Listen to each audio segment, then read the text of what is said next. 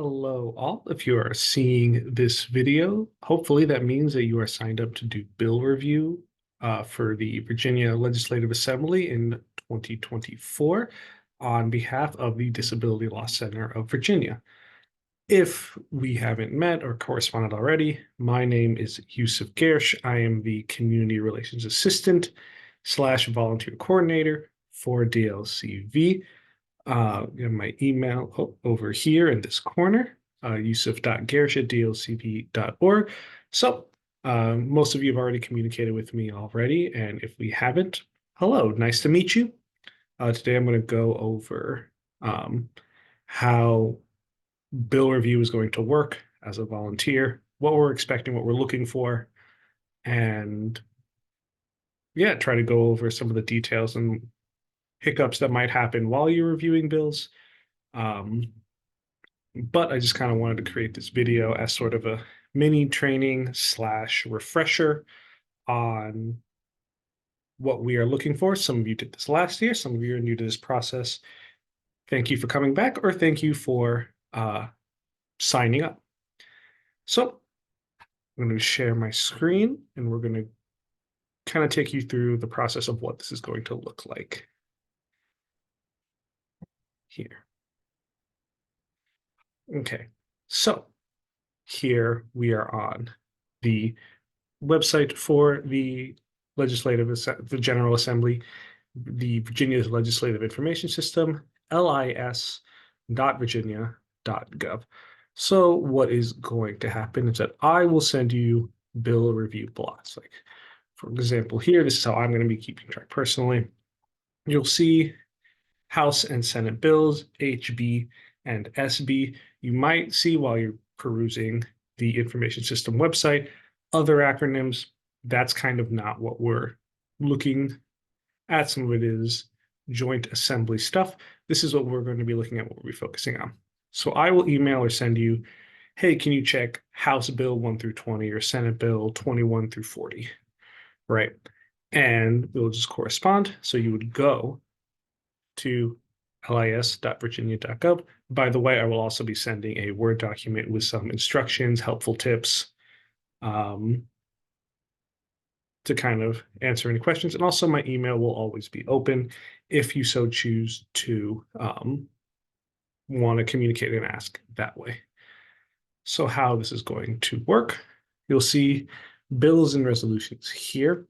So you can see with the information system, you'll see committees, budget meetings, General Assembly members. Feel free, if you're interested in the process, to look at that at your own leisure. But for our purposes, the only thing we're looking at is bills and resolutions. Now, today, when I am recording this, it seems that the Legislative Assembly, General Assembly website is having some issues currently. So thankfully, I have all these other tabs up to kind of take you through a step-by-step process. But how the procedure for you is going to work is that you will take one of these bill reviews, say reviewing HB1. You would go to bills and resolutions, and there will be a search bar there. Apologies for not being able to do it today, but you should be able to see it there. And you'll search up HB, say 1. You might get HB 12, 13, or whatever. But if you're looking for one, just type that in, and it will pop up. And you will be able to check that bill. Now, what happens when that bill comes up? Is it something that we need to be focusing on? I have a few example bills here that might help. So for the 2024 session, we have SB 21, Public Institutions of Higher Education Policies, Individual Disabilities. So if you happen to have this bill, I'll go ahead and do it for you here as an example. So reading this paragraph here, you can see this very much applies to individual disabilities. The bill will require a policy that which the institution of higher education determines eligibility for accommodations for individual disability and requires each institution to disseminate information about such process to students, parents of students as appropriate, and faculty in accessible formats. So absolutely something that we need to be focusing on as an organization. Absolutely something within our wheelhouse to make sure students in public institutions are getting the support and accessibility they need. So you will also receive a link to the legislative session bills. So reviewer name. I'm going to go ahead and put my name here. Bill number SB 21, disability issue,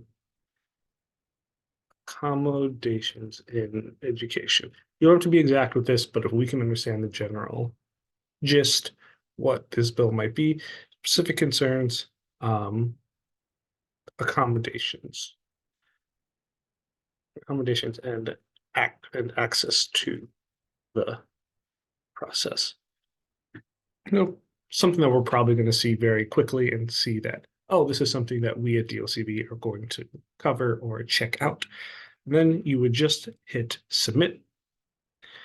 Sponsor recorded, goes up to our system. All you need to do, if you see a bill that is something that you think is worth focusing on, the majority of the time, you are probably not going to see bills that affect individual disabilities. There's tons of bills, whether it comes through taxes or car emissions, so on and so forth. While some of the stuff, like say the car emissions bill, you can argue, hey, air quality can affect individuals with autoimmune disorders and so on and so forth. That's not something that's necessarily within our purview to help regulate. That's more automotive, more environmental. There are plenty of other organizations that will follow with that, but that's not our focus today. So I'm going to go over a few more bills that are a little bit trickier than just accommodations for higher institutions. Very easy, clean cut. It's just this is something we're going to be focusing on. So I have another bill here. Income tax, state, subtraction for tax, military retirement benefits, uniform services. On the surface, this may not look like something we cover, but if you are familiar with the history of disability law and if you have veterans in your life, you know that oftentimes some veterans come back with a disability diagnosed or undiagnosed, or they become diagnosed in the future process. So if you know that, with that background knowledge, we can check the bill. So you can see through PDF here. I've already have the bill popped up here, and you can see this whole long session bill. You don't need to do this for each bill you come across. Go in and check the full text if you think it could be something that is worth looking at. Otherwise, you'll probably get locked down in a bunch of legalese and stuff that will kind of just make your eyes roll, unless you have experience in this. But for most people, you're just going to see all this code and stuff, and it's just going to roll over your eyes. So you can see here, I can't do this now because there's some issues with the website, but you have highlight here and it will show you the differences in what the bill will be doing. I'll make it easier, but if you just scroll down here, you see what is being crossed out and what is being italicized as being the change in the bill. So you see that changing from armed services and military to uniformed services of the United States, right? And if you were reading this as I was talking, you will see two other points within the bill that does pertain to disability. So you have point 4 here, which is up to 20,000 of disability income and benefits received under Title II of the Social Security Act. If you don't know what Title II is, quick refresher, Title II provides for payment of disability benefits to disabled individuals who are insured under the Act. So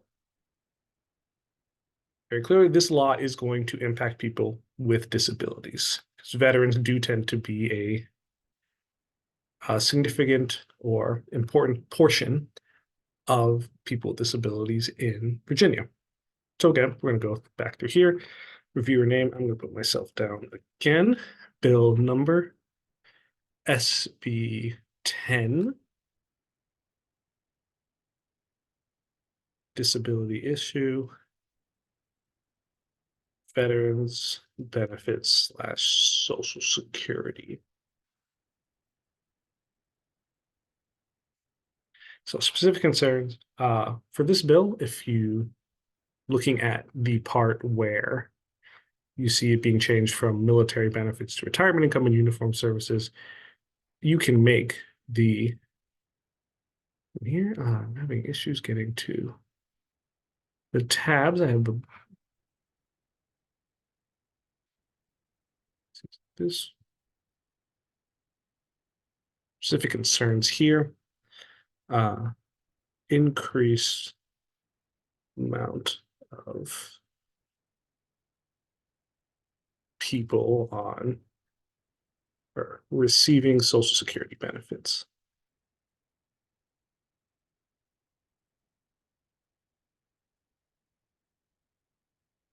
Benefits. So just go ahead and submit.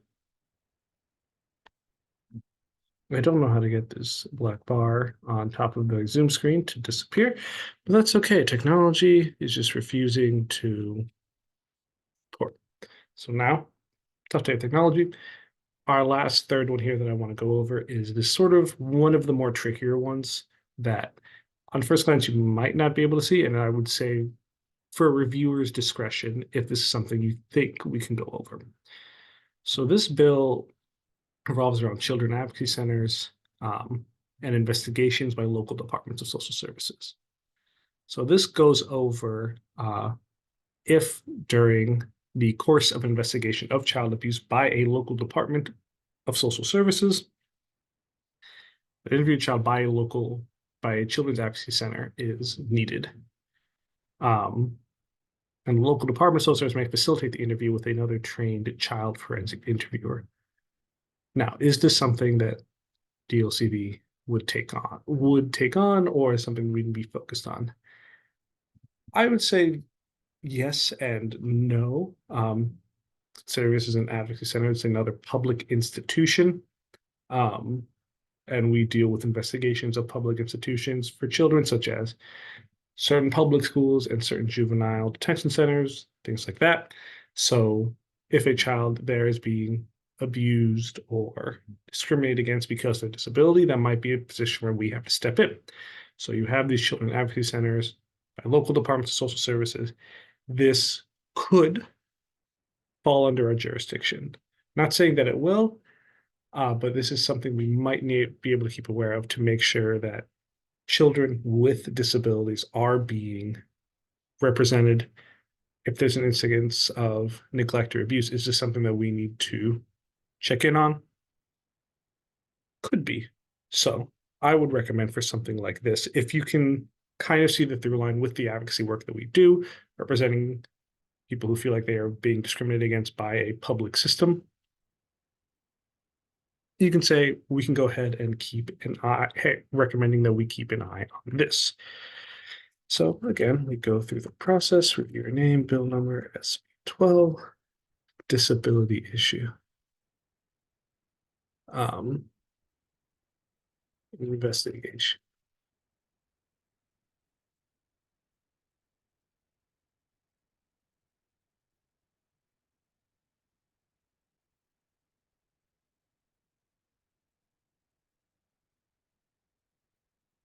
Is this an area of oversight that we may need to do?